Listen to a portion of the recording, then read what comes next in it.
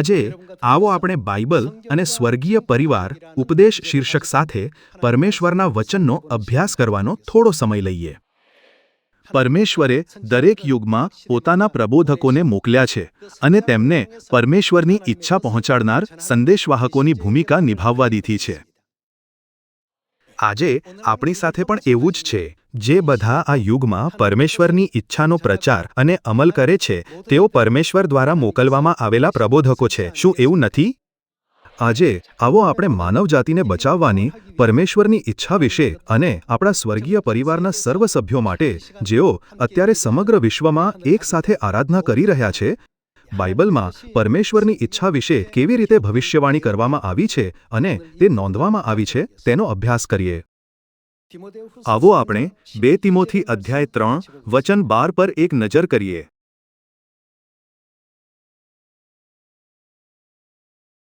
આવો આપણે વચન 12 જોઈએ. જેઓ ખ્રિસ્ત ઈસુમાં ભક્તિભાવથી ચાલવા ઈચ્છે છે તેઓ સર્વ પર સતાવણી થશે જ. વચન 13 પણ દુષ્ટ માણસ તથા ધૂતારાઓ ઠગીને તથા ઠગાઈને વિશેષ દુરાચાર કરતા જશે. પણ જે વાતો તું શીખ્યો ને, જેના વિશે તને ખાતરી થઈ છે, તેઓને વળગી રહે, કેમ કે તું કોની પાસે શીખ્યો એ તને માલુમ છે. અને વળી તું બાળપણથી પવિત્ર શાસ્ત્ર જાણે છે. તે પવિત્ર શાસ્ત્ર ઈસુ ખ્રિસ્ત પરના વિશ્વાસ દ્વારા તારણને માટે તને જ્ઞાન આપી શકે છે. તે પણ તું જાણે છે. દરેક શાસ્ત્ર ઈશ્વર પ્રેરિત છે. તે બોધ, નિષેધ, સુધારા અને ન્યાયીપણાના શિક્ષણને અર્થે ઉપયોગી છે.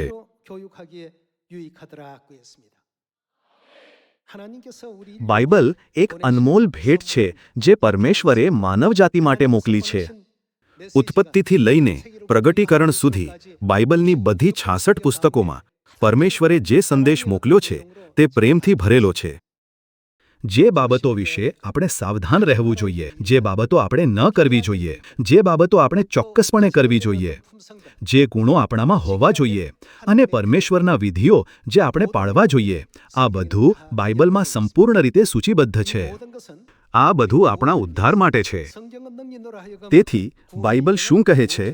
તે કહે છે કે બાઇબલ આપણને ઉદ્ધાર પામવા માટે જ્ઞાની બનાવે છે. આવો આપણે 2 પિતર અધ્યાય 1 વચન 20 પર એક નજર કરીએ.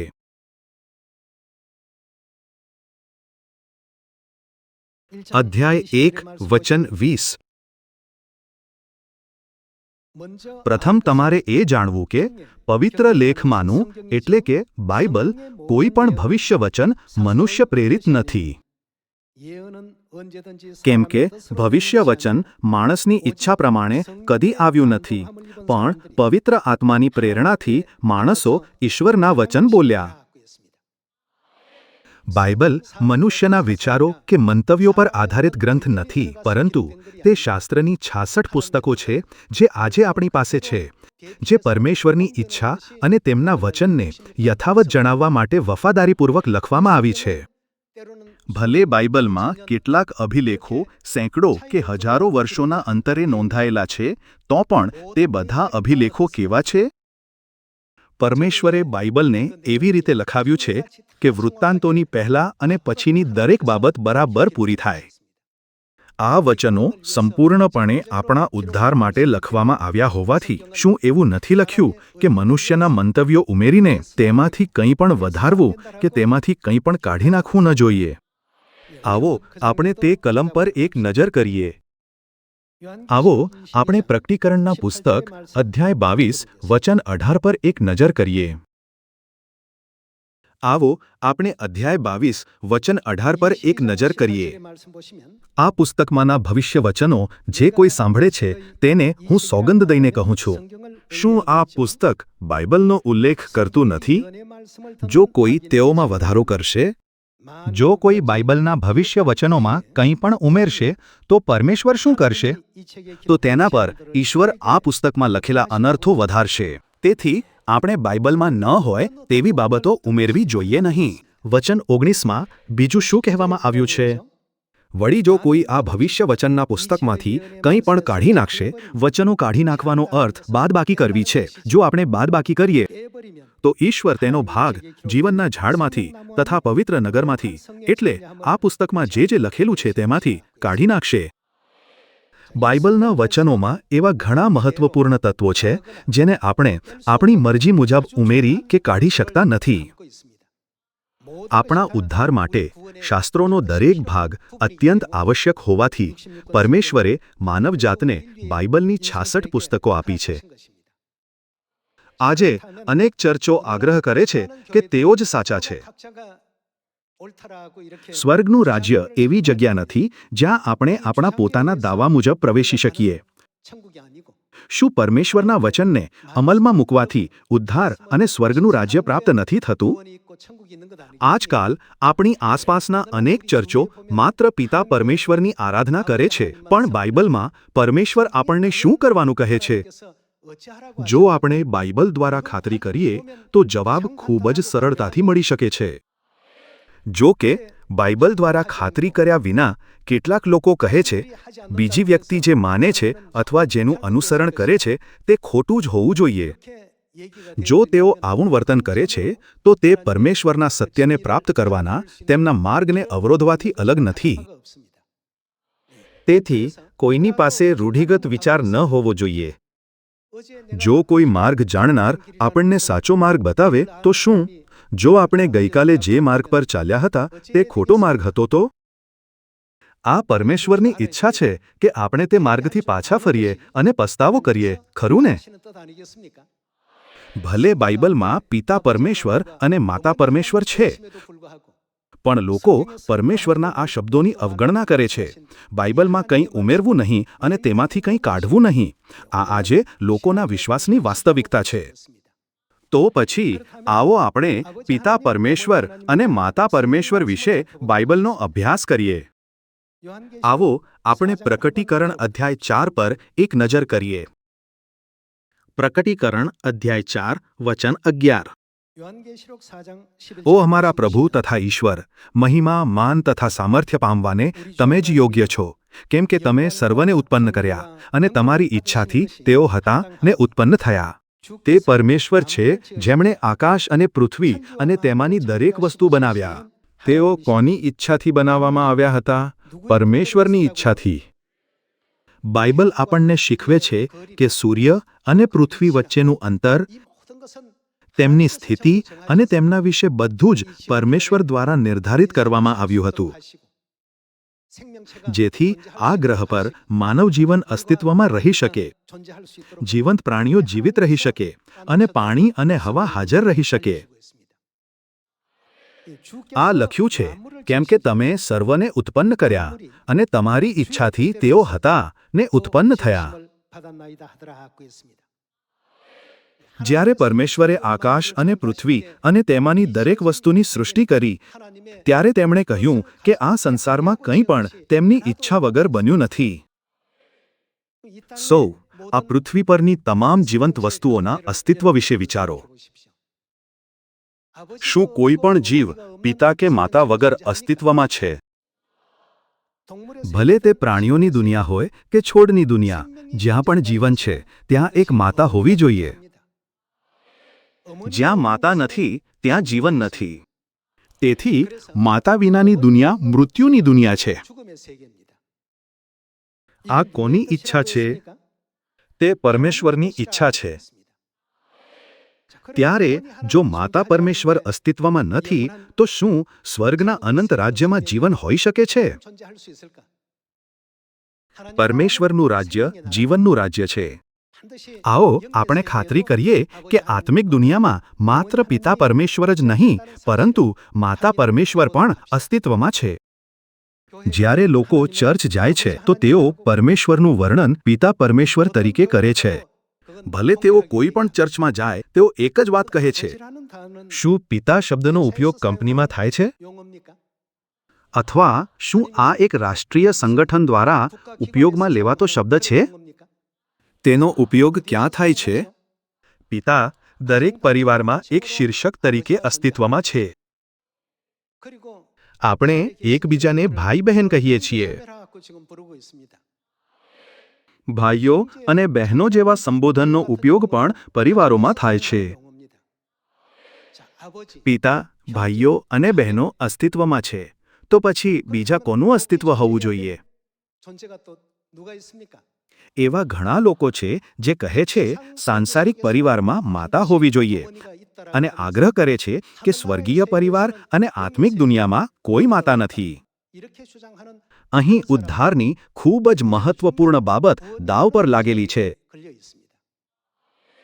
પરમેશ્વર આપણા પિતા છે. આ કોઈ શીર્ષક નથી જેને ચર્ચે મનસ્વી રીતે પસંદ કર્યું છે, પરંતુ બાઇબલમાં શીખવવામાં આવેલ એક સંબોધન છે. આવો આપણે માથી અધ્યાય 6 પર જઈએ. માથી અધ્યાય 6 વચન 9. માટે તમે આ પ્રમાણે પ્રાર્થના કરો: ઓ આકાશમાંના અમારા પિતા, તમારું નામ પવિત્ર મનાવો. માથી અધ્યાય 6 વચન 9માં ઈસુ આ પૃથ્વી પર આવ્યા અને જે લોકો સ્વર્ગના રાજ્યની વ્યવસ્થાને જાણ્યા વગર જીવતા હતા તેમને શીખવ્યું કે પરમેશ્વર આપણા પિતા છે. વચન 8. એ માટે તમે તેઓના જેવા ન થાઓ, કેમ કે જેની તમને અગત્ય છે તે તેની પાસે માંગ્યા અગાઉ તમારા પિતા જાણે છે. પરમેશ્વર કોણ છે? બાઇબલ આપણને કહે છે કે તેઓ આપણા પિતા છે. શું પરમેશ્વર આપણા શારીરિક પિતા નહીં પણ આત્મિક પિતા નથી? આવો આપણે હિબ્રુઓને પત્ર અધ્યાય 12 પર એક નજર કરીએ. હિબ્રુઓને પત્ર અધ્યાય 12 વચન 9. વળી આપણા શરીરોના પિતાઓ આપણને શિક્ષા કરતા હતા અને આપણે તેઓનું માન રાખતા હતા, તો આપણા આત્માઓના પિતાને એથી વિશેષ માન આપીને તેમને આધીન ન રહીએ અને જીવીએ. બાઇબલ આપણને સ્પષ્ટપણે શીખવે છે આપણા શારીરિક દેહને જન્મ આપનાર આપણા શારીરિક પિતા છે અને આપણી આત્માઓને જન્મ આપનાર આપણા આત્મિક પિતા એટલે કે પરમેશ્વર છે. શું બાઇબલ સત્યનું વચન નથી? શું સત્ય શબ્દનો અર્થ જ તથ્ય નથી? તે જે આત્મિક દુનિયામાં પિતાના રૂપમાં અસ્તિત્વમાં છે તે આપણા પરમેશ્વર છે. શું પિતા શીર્ષક તે બાળકો દ્વારા ઉપયોગમાં લેવાય છે જેમને તેમનું માંસ અને લોહી વારસામાં મળ્યું છે? પિતા તે વ્યક્તિનો ઉલ્લેખ કરે છે જેને સંતાન હોય છે.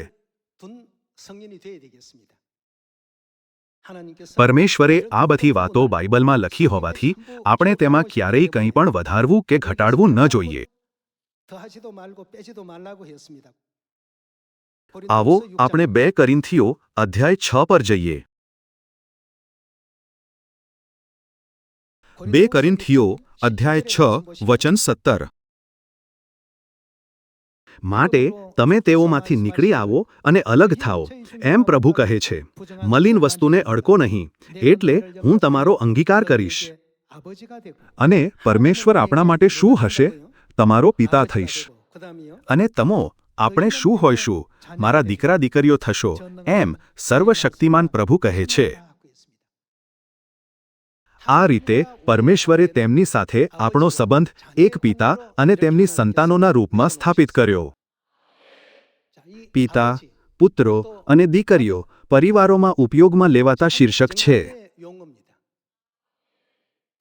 જો કે આજે બધા ચર્ચો બાઇબલને માત્ર આ બિંદુ સુધી જ સમજે છે. તો પછી શું બાઇબલમાં માતા વિશે બીજું કંઈ છે? આવો આપણે ગલાતીયોની પુસ્તક અધ્યાય 4 પર જઈએ.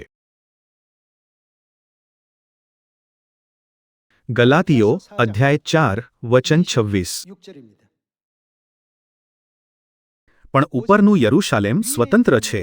તે કોણ છે? તે આપણી માતા છે. બાઇબલમાં સ્પષ્ટપણે કોનો ઉલ્લેખ કરવામાં આવ્યો છે?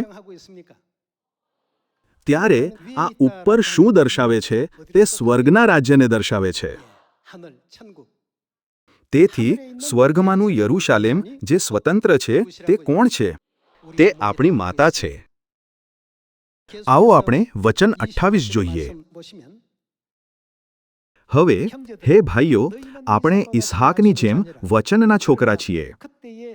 પણ તે વખતે જેમ દેહ પ્રમાણે જન્મેલાએ આત્મા પ્રમાણે જન્મેલાને સતાવ્યો, તેમ હમણાં પણ છે. પણ પવિત્ર લેખ શું કહે છે? દાસીને તથા તેના પુત્રને કાઢી મૂક, કેમ કે દાસીના પુત્રને પરણેતરના પુત્રની સાથે વારસો મળશે નહીં. માટે ભાઈઓ, આપણે દાસીના છોકરા નથી, પણ પરણેતરના છીએ. સ્વતંત્ર સ્ત્રી વિશે વચન 26માં લખ્યું છે કે તે ઉપરનું યરુશાલેમ છે. તે સ્વતંત્ર છે અને તે કોણ છે? ત્યારે આપણી આત્માઓ માટે કોનું અસ્તિત્વ હોવું જોઈએ? પ્રકટીકરણ અધ્યાય 22માં સ્પષ્ટપણે ઉલ્લેખ કરવામાં આવ્યો છે.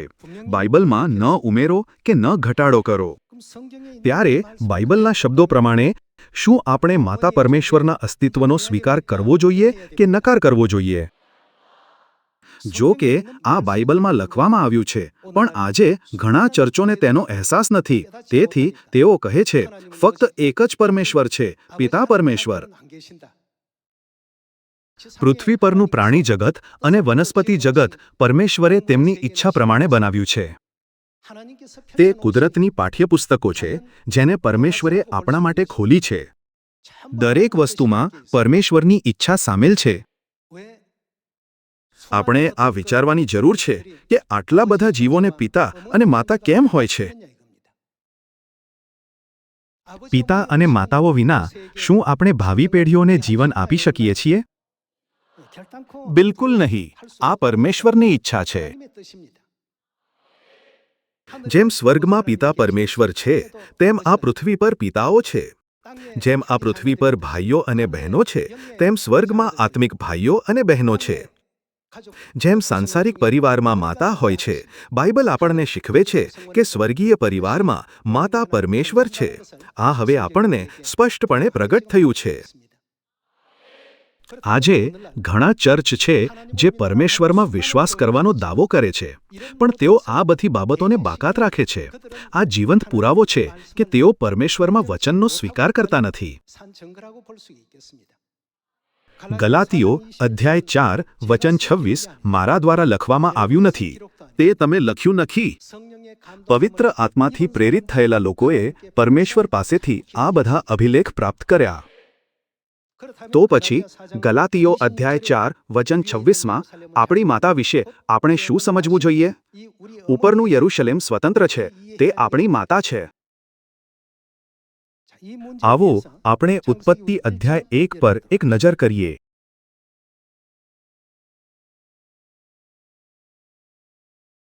ઉત્પત્તિ અધ્યાય 1 વચન 26.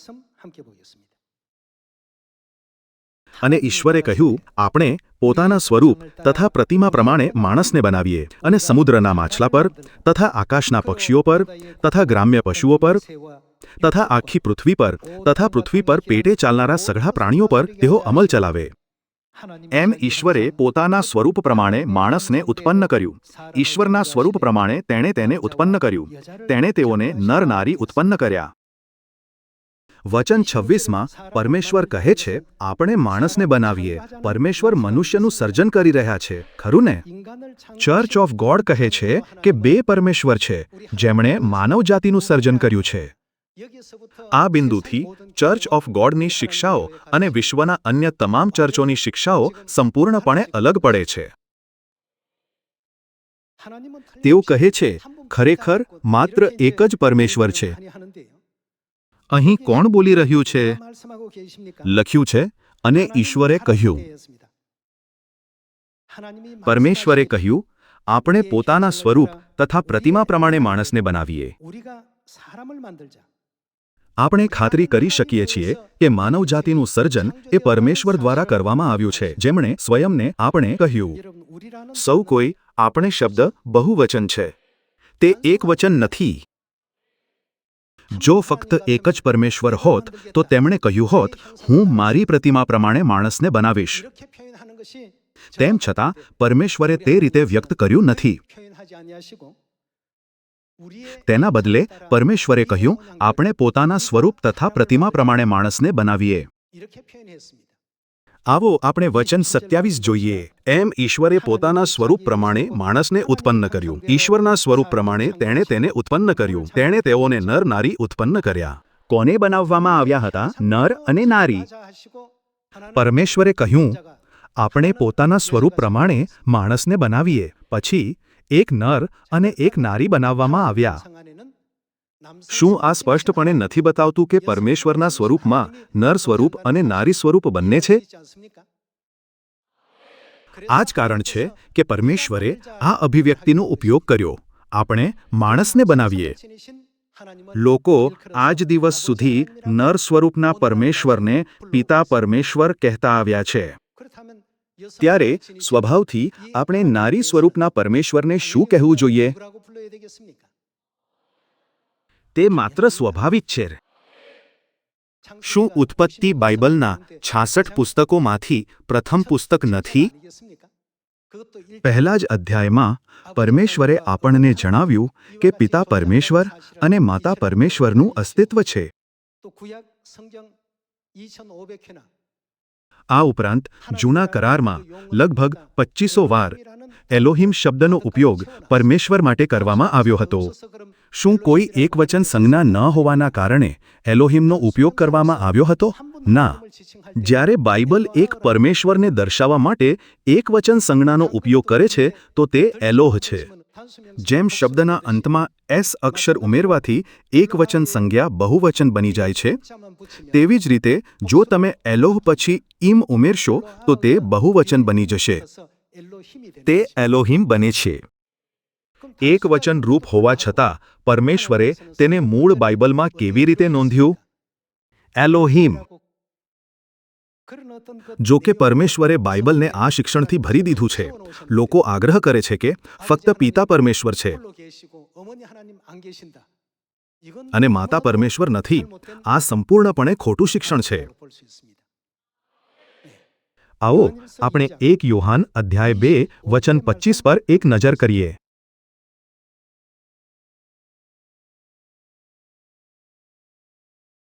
અધ્યાય 2 વચન 25.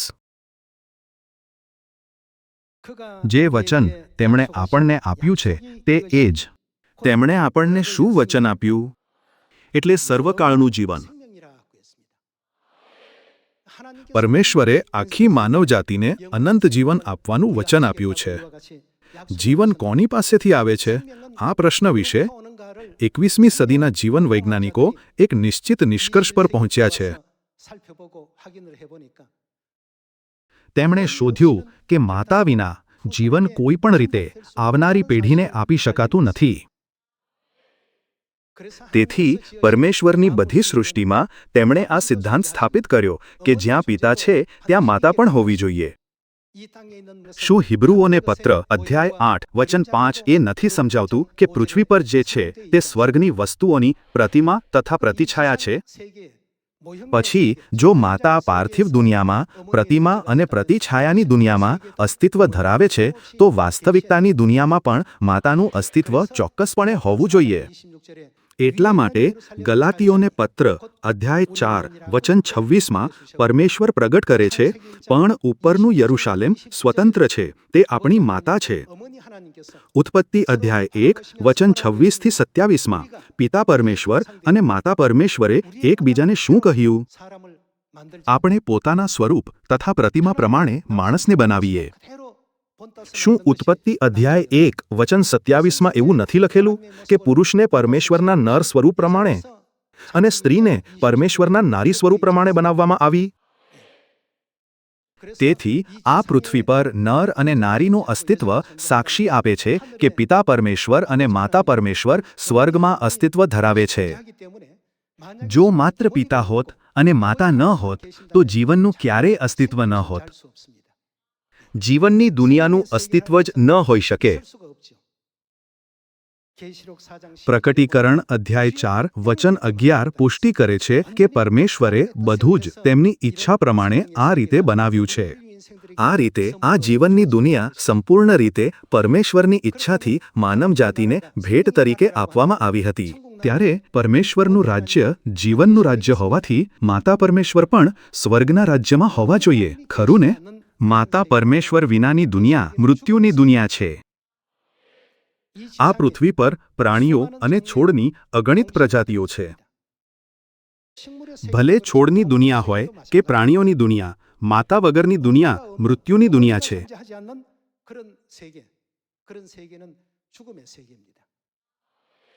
સ્વર્ગના રાજ્ય જેવા જીવનની દુનિયામાં માતાનું અસ્તિત્વ હોવું જ જોઈએ. જો આપણે ઉત્પત્તિ અધ્યાય 1 વચન 26 જોઈએ તો પરમેશ્વરે પ્રથમ મનુષ્યો આદમ અને હવાને બનાવ્યા પહેલા પણ કોણ અસ્તિત્વ ધરાવતું હતું? શું પિતા પરમેશ્વર અને માતા પરમેશ્વરનું અસ્તિત્વ ન હતું? ઉત્પત્તિ અધ્યાય 1 દ્વારા પરમેશ્વરે આપણને પહેલેથી જ સ્વર્ગનું રાજ્ય પ્રગટ કર્યું છે, જ્યાં પિતા પરમેશ્વર અને માતા પરમેશ્વર બંને અસ્તિત્વ ધરાવે છે. આપણને બાઇબલમાં પરમેશ્વરના વચનોને જેમ છે તેમ સમજવાનું અને સ્વીકારવાનું શીખવવામાં આવ્યું છે. તેમાં સહેજ પણ વધારો કર્યા વિના કે તેમાંથી કંઈ પણ કાઢ્યા વિના. તેથી ભલે લોકો કહે છે માત્ર પિતા પરમેશ્વર અસ્તિત્વમાં છે અને માતા પરમેશ્વર નથી, આપણે બધાએ સમજવું જોઈએ કે તેમની શિક્ષા બિલકુલ ખોટી છે. એક બાળક માત્ર માતા દ્વારા અસ્તિત્વમાં હોઈ શકે છે. આ કારણે જ્યારે સ્વર્ગના બધા ખોવાયેલા સંતાનો મળી જશે તે સમય વિશે પરમેશ્વરે કહ્યું, જેમ મરઘી પોતાના બચ્ચાઓને પાંખો નીચે એકઠા કરે છે તેમ હું તેમને એકઠા કરીશ. ઈસુએ આ દ્રષ્ટાંતનો ઉપયોગ કર્યો હોવાથી ચાલો આપણે તેના અર્થ પર થોડો વિચાર કરીએ. કૂકડો ભાગ્યે જ પોતાના બચ્ચાઓને એકઠા કરે છે. જ્યારે કોઈ દુશ્મન હુમલો કરે છે ત્યારે તે માત્ર બચ્ચાઓનો બચાવ કરે છે, બસ એટલું જ. પરંતુ મરઘીનું શું? જ્યારે કોઈ શિકારી પક્ષી બચ્ચાને ઝપટવા માટે ઉપર ચક્કર લગાવે છે ત્યારે માતા મરઘી સહજ વૃત્તિથી પોતાના બચ્ચા પરના જોખમને પારખી દે છે અને એક તાકીદનો અવાજ કાઢે છે. સામાન્ય રીતે તે હળવેથી કટકટ કરે છે, પણ તે ક્ષણે તે તીણી ચીસ પાડે છે. આ અવાજ સાંભળીને બધા બચ્ચાઓ તેમની માતા પાસે દોડી જાય છે. માતા શક્ય તેટલી પહોળી પાંખો ફેલાવે છે અને પોતાના બધા બચ્ચાઓને તેની નીચે સુરક્ષિત રીતે એકઠા કરી લે છે. તે ક્ષણમાં શિકારી પક્ષી પણ બચ્ચાઓ પર હુમલો કરવાની હિંમત નથી કરતું. ભલે શિકારીને ખબર હોય છે કે મરઘી સામાન્ય રીતે ઘણી નબળી હોય છે, પણ તે પોતાના બચ્ચાની રક્ષા કરી રહેલી માતા પર હુમલો કરવાની હિંમત નથી કરતો, કારણ કે તે જીવના ભોગે પણ તેમનો બચાવ કરશે. આ ઉદાહરણો આપણને આ સમજવામાં મદદ કરે છે કે પરમેશ્વરની આખી સૃષ્ટિમાં કાર્ય કરી રહેલી દૈવી યોજનાની પાછળ અદૃશ્ય અને આત્મિક દુનિયાને વાસ્તવિકતાના રૂપમાં પ્રગટ કરવા માટે સાંસારિક દુનિયાની રચના કરવાનો તેમનો હેતુ છે, જે સ્વર્ગનું રાજ્ય છે. આજે આપણી આજુબાજુ અગણિત ચર્ચ છે. પરમેશ્વર પર વિશ્વાસ કરવો સારું છે, પણ જો બાઇબલની શિક્ષાઓને ખોટી રીતે કે નિરર્થક રીતે શીખવવામાં આવે તો તેનું શું પરિણામ આવશે એવું તેમણે કહ્યું હતું. આવો આપણે માથી અધ્યાય 7 વચન 21ના શબ્દોને એક સાથે જોઈએ.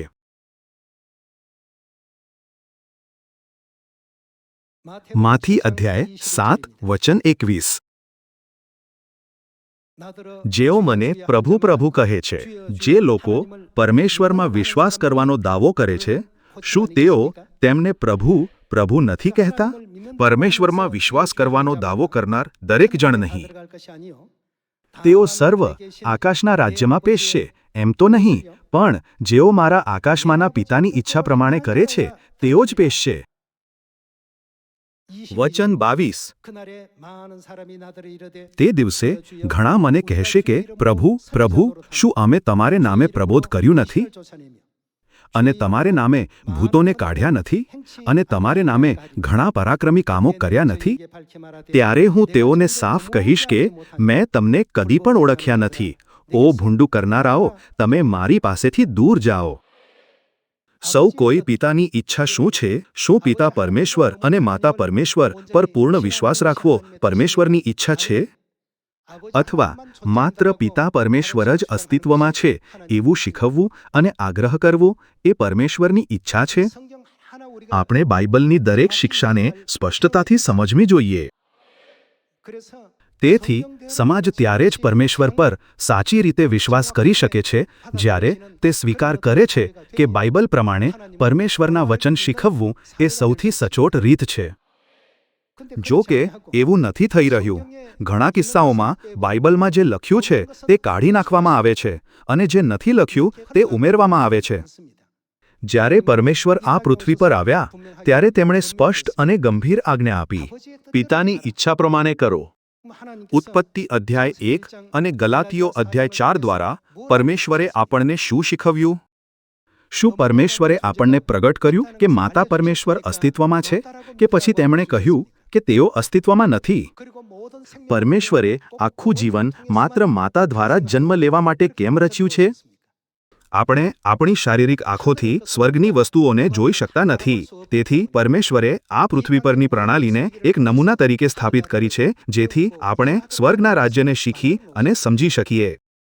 પરમેશ્વરે વિશિષ્ટ રીતે પરિવારની સ્થાપના કરી, તેના સભ્યોને લોહીના સંબંધોથી જોડ્યા.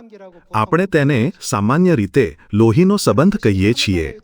તે જ રીતે આપણને આત્મિક લોહીના સંબંધમાં બાંધવા માટે પરમેશ્વરે આપણને કયું સત્ય આપ્યું છે? નવા કરારના પાસ્ખા પર્વ દ્વારા શું તેમણે જાહેર ન કર્યું? નવા કરારનું એ મારું લોહી છે જે પાપોની માફીને અર્થે ઘણાને માટે વહેવડાવવામાં આવે છે. અને આપણને પાસ્ખા પર્વને યાદ રાખવાની અને પાળવાની સ્પષ્ટ આજ્ઞા પણ ન આપી? જો કે આજના ચર્ચો નવા કરારના પાસ્ખા પર્વને પણ પાળવામાં નિષ્ફળ જાય છે. તે જ સત્ય જેની ઈસુએ ખૂબ આતુરતાથી ઈચ્છા કરી અને આજ્ઞા આપી હતી. આપણે આ બધા સત્યોનો પ્રચાર આખી દુનિયામાં, સમરૂમમાં અને પૃથ્વીના છેડા સુધી કરવો જોઈએ.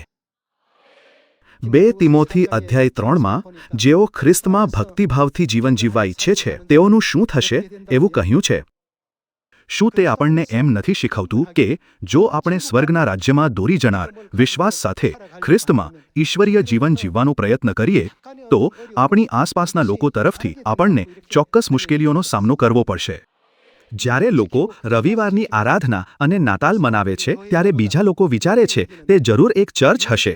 પણ જ્યારે આપણે કહીએ છીએ આપણે પાસ્ખા પર્વ અને સાબ્બાત દિવસ પાળીએ છીએ, આપણે માતા પરમેશ્વર પર વિશ્વાસ કરીએ છીએ, ત્યારે તેમની પ્રતિક્રિયા શું હોય છે? ઓહ, શું તે એક વિચિત્ર ચર્ચ નથી? તે બિલકુલ વિચિત્ર નથી. પરમેશ્વરના દૃષ્ટિકોણથી શું આ તે ચર્ચ નથી જે સૌથી સચોટ અને સંપૂર્ણ વિશ્વાસ રાખે છે? તેથી જ પીતર અને પાઉલ આ ચર્ચમાં જતા હતા. આ તે જ ચર્ચ છે જેની સ્થાપના ઈસુએ કરી હતી. દુનિયા આપણને ભલે ગમે તે રીતે જુએ, દુનિયાનો ન્યાય પરમેશ્વરના ન્યાયથી અલગ છે. તમે પવિત્ર આત્માના ઘણા સુંદર ફળ ઉત્પન્ન કરો. હું પ્રાર્થના કરું છું કે બધા સ્વર્ગીય બાળકો અને દરેક સિયોન પરમેશ્વરની દ્રષ્ટિમાં અડગ રહે. તમારો ખૂબ ખૂબ આભાર.